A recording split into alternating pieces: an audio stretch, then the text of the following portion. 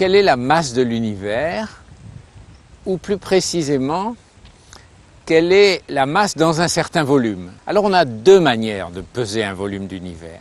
La quantité de lumière émise par une étoile est très précisément reliée à la masse de cette étoile, par une relation que l'on connaît bien.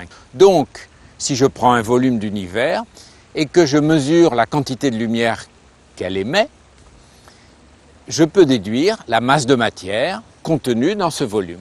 Première méthode. Seconde méthode.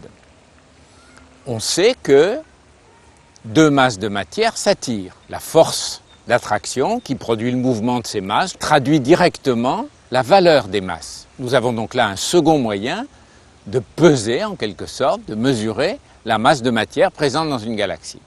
Eh bien, quand on utilise cette seconde méthode, on trouve, pour un volume donné, beaucoup plus de masse, beaucoup plus ça veut dire 10 fois plus peut-être, beaucoup plus de masse que par la première méthode. Alors, quelle est cette masse qui a reçu le nom de masse manquante ou matière noire? Quelle est son origine? Est-elle formée de particules inconnues? A-t-elle une autre source?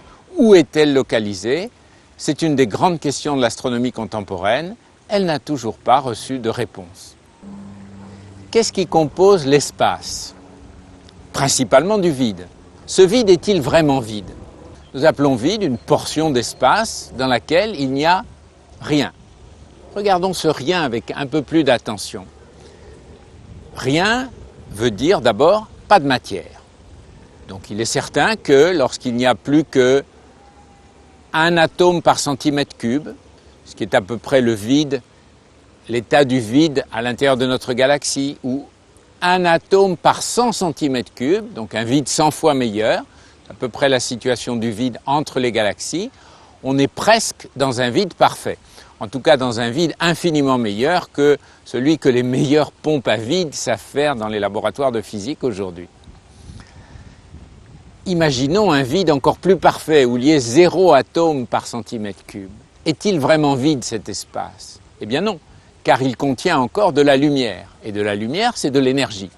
Et nous savons bien, depuis Einstein et la relativité, que masse et énergie sont capables de s'échanger l'une l'autre. Autrement dit, le vide, ce n'est pas le néant. Infiniment petit et infiniment grand sont deux claviers sur lesquels les astrophysiciens jouent en permanence. Et la raison en est simple.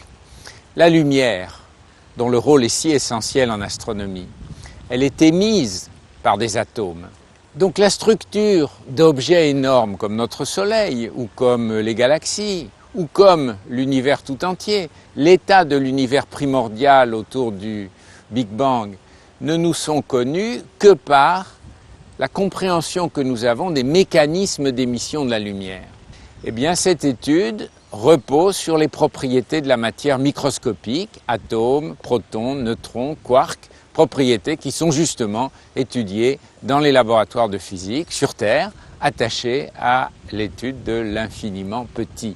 C'est probablement par ce jeu qu'on peut voir un lien qui se ferme entre l'infiniment grand et l'infiniment petit avec le jeu de la lumière qui en quelque sorte fait le messager entre les deux.